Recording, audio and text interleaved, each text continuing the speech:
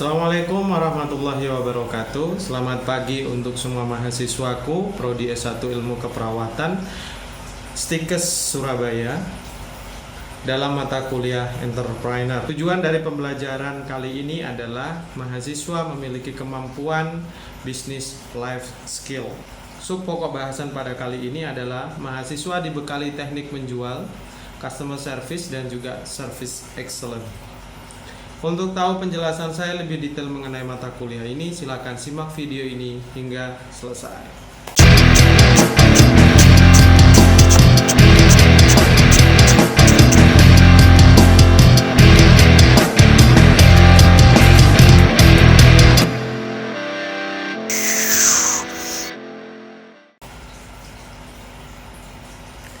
Oke teman-teman semua, jika teman-teman semua masih ingat dengan pertemuan ke-7 kita membahas mengenai bagaimana caranya kita memanajemen sebuah usaha atau ide, berkeinginan untuk membangun sebuah usaha namun kita tidak punya modal, atau bagaimana mengelola usaha itu dari nol menjadi bisnis yang besar. Teman-teman harus tahu bahwa tenaga kesehatan adalah merupakan sesuatu yang sifatnya vital, bagian dari vital kehidupan masyarakat. Karena bagaimanapun kesehatan menjadi kebutuhan seluruh masyarakat. Skill, kemudian kemampuan kita, pemahaman kita mengenai kesehatan, itu menjadi modal utama kita dalam membuka bisnis. Dalam segala hal dan bidang, banyak sekarang yang dibuat menjadi bahagian dari bisnis. Hampir semuanya bisa dijual, terutama di daerah perkotaan seperti halnya di Surabaya. Kita bisa melihat fenomena apapun yang Anda bisa, itu bisa ditukar atau diubah menjadi uang. Jasa apapun, skill apapun yang Anda miliki bisa diubah menjadi uang. Tidak terkecuali dengan kesehatan. Banyak sekali sekarang pelayanan klinik-klinik, kemudian mulai dari pelayanan alternatif hingga tindakan-tindakan medis ataupun yang sifatnya berhubungan dengan kesehatan, itu bisa meraup untung yang begitu besar. Nah, dalam kesempatan ini di mata kuliah Entrepreneur ini, saya ingin mengingatkan teman-teman kembali bahwa ketika kita telah mampu membuka sebuah usaha dalam bidang pelayanan jasa kesehatan contohnya, maka yang perlu kita ketahui bukan hanya membangun gedungnya, melengkapi fasilitasnya, melengkapi orangnya, tapi bagaimana Anda mendapatkan customer. Itu inti utamanya. Kalau Anda bisa buat gedung begitu besar karena mungkin orang tua Anda memiliki modal yang besar dan membangunkan Anda klinik yang besar, dan dia memodali Anda dengan begitu besarnya, Anda bisa membangun apapun di situ. Tapi pertanyaannya, siapa yang datang untuk menjadi customer Anda? Itu inti dari sebuah bisnis. Sebuah bisnis tidak akan pernah berjalan kalau tidak punya customer. Kalau punya customer, bagaimana mendapatkan customer itu dan bagaimana mempertahankan dan meningkatkan customer itu. Ada banyak langkah yang bisa dilakukan. Salah satunya saya mengutip dari salah satu artikel yang ada di website dari UC, Universitas Ciputra, yang memang fokusnya adalah di bidang bisnis. Salah satu judulnya adalah Sukses Membuat Penasaran Pelanggan dengan 14 Strategi Pemasaran. Ini mungkin bisa dicontoh nanti, tapi tidak semuanya bisa kita aplikatifkan karena ini adalah pembelajaran yang sifatnya dinamis sekali. Tidak ada rumus pasti untuk menyampaikan bagaimana mendapatkan dan mempertahankan serta meningkatkan. Beda-beda strateginya. Tapi ketika saya baca ini sepertinya bisa diterapkan untuk mendapatkan pelanggan. Kalau Anda ingat, banyak sekali ketika Anda melihat beberapa usaha yang mungkin berdiri di bulan ini, kemudian 3 bulan, 4 bulan kemudian dia tutup. Kenapa? Ketidakkuatan finansial untuk mempertahankan. Yang kedua adalah ya mungkin saja memang tidak memiliki manajemen, tidak memiliki cara, tidak di manage bagaimana mendapatkan customernya. Ini yang saya langsung ya pada poin yang pertama adalah diskon atau bonus voucher yang menarik ya. Untuk bisnis pertama kali untuk membuka klinik dan lain sebagainya tidak bisa langsung kita kasih standar dengan harga umum. Kenapa? Karena mungkin saja ada pesaing kita yang sudah dikenal banyak orang tapi harga sama dan mereka sudah memiliki banyak testimoni dari pelanggan-pelanggannya, ini akan susah kita bersaing. Jadi paling tidak kita bisa membuat dengan memberikan diskon mungkin, atau kita buatkan kartu member gitu. Jadi get customer, get one, dapat customer, kita kasih bonus setengah harga atau diskon apapun terserah, selama penghitungan itu tidak merugikan Anda sebagai pengusahanya. Potongan harga yang menarik, yang membuat orang tertarik untuk bisa dan mau beralih dari sebuah tempat klinik yang sebelumnya mungkin mau pindah ke klinik Anda. Yang kedua adalah munculkan mungkin gambar atau apa. Kalau seandainya Anda fokus di kecantikan mungkin ya, di perawatan kecantikan mungkin ya, munculkan gambar-gambar orang-orang cantik yang sudah dirawat di tempat Anda, taruh besar-besar di ruangan Anda ketika ada tamu masuk atau customer masuk, atau kalau perlu di gazebo di depannya klinik Anda, itu udah dia muncul gambar wajah cantik gitu, karena semua orang pengen cantik gitu kan, atau gambar cowok yang ganteng, semua orang pengen ganteng gitu kan, nggak ada yang pengen jelek atau nggak ganteng gitu kan. Kalau lihat tuh ganteng gitu ya, saya kok pengen gini kan. Makanya banyak klinik-klinik itu yang dilihatin orang cakep dan orang cantik gitu. Jadi munculkan kira-kira apa yang menjadi kelebihan di tempat kamu gitu. Mungkin bisa ngilang-ngilangin flek-flek hitam hanya dalam waktu 2 kali 3 kali perawatan dengan diskon yang banyak, apalagi bisa ngajak temen gitu kan. Itu salah satu trik atau cara untuk bisa mendapatkan customer. Selanjutnya lagi mungkin yang paling simpel adalah bikin kartu nama yang unik. Nah, yang unik, yang menggambarkan usaha Anda, yang menggambarkan bisnis Anda. Kalau bisnis Anda di pelayanan kecantikan, ya kartu namanya ya gambarnya gambar yang mewakili menjadi istilahnya sosoknya atau apa ya, endorse-nya ya, artisnya atau apanya Anda bisa pasang. Kalau belum mampu beli seperti itu, ya bisa dengan memberikan gambar yang unik atau ciri khas dari tempat usahamu itu. Jadi logonya atau kartu namanya harus unik dan bisa memunculkan orang selalu teringat-ingat oleh orang lain ya. Mungkin ada tambahan lagi, mungkin nanti gambar dan logonya itu gambar yang warnanya benar-benar mencolok. Kenapa? Mengingatkan. Jadi alam bawah sadarnya secara tidak sadar akan muncul itu, akan tertempel di dalam pikirannya bahwa oh, aku pernah lihat kartu nama yang berbeda banget gitu. Jangan hanya putih doang gitu kan, atau gambarnya terlalu lebay, jangan juga, tapi ya yang baik dan menarik lah. Kemudian yang sekarang ini kita sebagai anak-anak milenial ya, anak-anak generasi ini Z ya kalau nggak salah ya, kalau saya sudah enggak ya. Bagi anak-anak yang tidak bisa terlepas dari sosial media, nah ini bisa sebagai bahan untuk kalian mempromosikan. Jadi kesenangan Anda bisa menciptakan pundi-pundi uang. Bagaimana caranya?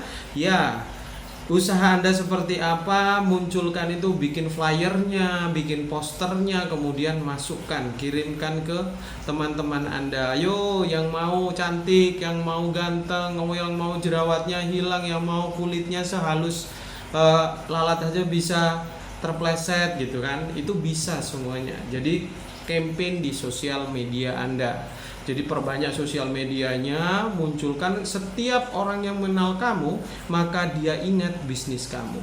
Jadi itu marketing yang sukses. Kemudian membuat event kompetisi dan kuis. Nah ini banyak sekali sekarang ya.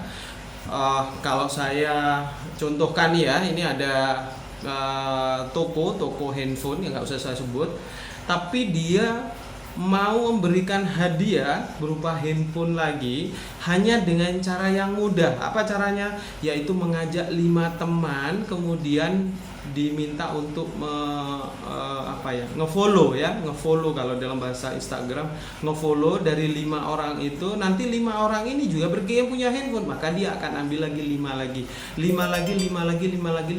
sehingga semua orang tahu mengenai produk Anda melalui sosial media. Jadi gampangnya sekarang seperti itu, kita nggak perlu lagi bawa brosur di jalan, sebar-sebar di jalan, buang-buang kertas, nggak akan dibaca orang. Tapi kalau di sosial media nggak mungkin handphonenya dibuang. Intinya seperti itu.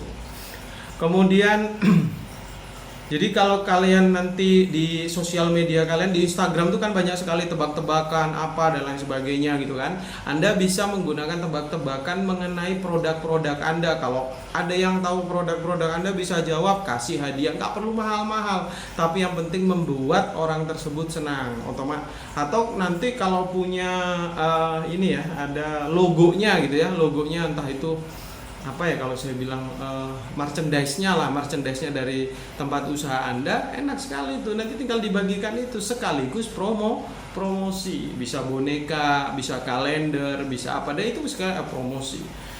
Meskipun kita menggunakan sosial media, kita tetap juga butuh yang konvensional. Kenapa? Karena ketika di rumah kita ada kalender, ada namanya itu, setiap tamu yang datang dia akan baca, oh ini apa ya, oh kamu juga jadi pelanggan ini ya, gitu kan. Akhirnya bercerita akhirnya bisa menumbuhkan customer yang lebih banyak lagi. Kemudian teman-teman juga bisa nah ini yang paling penting juga, ketika sudah dapat, pertahankan sebaik-baiknya, kualitasnya jangan diturunkan ya, tapi tingkatkan kualitasnya. Kemudian kalian kasih dia service excellent.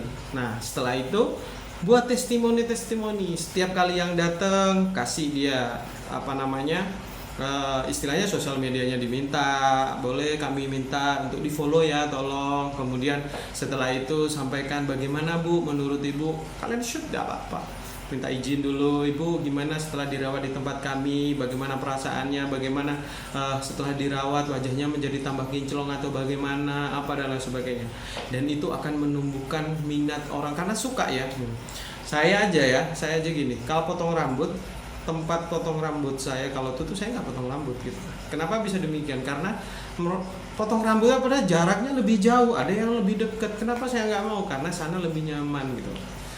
Mau dia, bahkan kalau customer itu udah saking cintanya sama produk kita atau pelayanan kita, dia yang akan jadi marketing kita tanpa kita bayar. Bahkan dia akan istilahnya sampai berdarah-darah lah membantu kita untuk mendapatkan customer baru. Nah inilah, kalau Anda bisa menemukan customer model seperti ini, pastinya usaha dan bisnis Anda mau seperti apa pasti akan melejit dan besar seperti itu. Kemudian ini ada beberapa juga sih yang nggak bisa saya inikan ya, menyediakan free produk. Ada yang mungkin ya bisa, yang mungkin berapa lama dia sudah menjadi customer ya. Terus setelah dia perawatan, kalian kasih ini Bu sebagai bentuk ungkapan terima kasih karena sudah sekian lama menjadi customer kami gitu. Setiap ulang tahun jangan lupa diucapin gitu kan. Nah hal-hal yang seperti itu sepertinya simple, tapi membuat orang itu terkesima dan tidak pernah lupa dengan pelayanan Anda. Jadi mau bikin usaha apapun pasti akan menarik gitu kan. Kemudian adakan juga kegiatan-kegiatan CSR mungkin ya. Kalau usahanya sudah berjalan dengan baik, jangan lupa berikan pertolongan ke masyarakat dalam bentuk event-event sosial, bantuan sosial dan lain sebagainya. Nah, pasti usaha Anda akan menjadi cemerlang ya. Memang dalam proses yang namanya mencari customer tidak mudah, tidak seperti halnya yang saya ceritakan yang begitu mudah.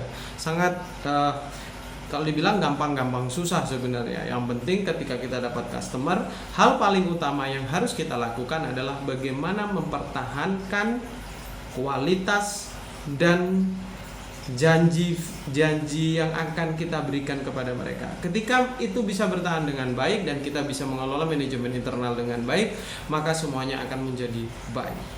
Nah, itulah sebenarnya inti dari perkuliahan ini. Jadi perkuliahan ini intinya adalah bagaimana Anda setelah punya bisnis dan usaha, entah itu sebesar apapun bisnis dan usaha Anda, gedungnya, infrastrukturnya maksud saya, untuk bisa mengembangkan itu menjadi sebuah usaha yang benar-benar real dan bisa menguntungkan, maka Anda harus punya customer. Dan untuk punya customer adalah banyak cara tadi yang saya sebutkan. Bisa Anda menggunakan untuk dapat customer pertama, ya mungkin Anda kasih harga diskon yang besar. Kemudian Anda harus punya pencirian yang berbeda, ya, harus punya sesuatu yang berbeda dibanding yang lain gitu. Jangan sampai klinik yang sama, bentuknya sama, apa-apa sama, Anda harga sama, ya pasti dia akan datang ke yang lebih lama daripada Anda gitu. Jadi kalau untuk membuat sebuah bisnis, maka Anda harus memikirkan bagaimana memasarkannya. Dan ketika Anda masih mempunyai ide seperti yang saya jelaskan pada pertemuan sebelumnya, maka para investor juga akan menanyakan kepada Anda semua bagaimana caranya Anda memasarkan. Karena inti pokoknya itu, jangan sampai uang udah keluar, udah masuk ke perusahaan Anda, sudah Anda buat infrastruktur dan lain sebagainya, Anda tidak bisa mendatangkan customer, maka tutuplah usaha itu dan bangkrutlah bersama-sama. Bisa seperti itu terjadi.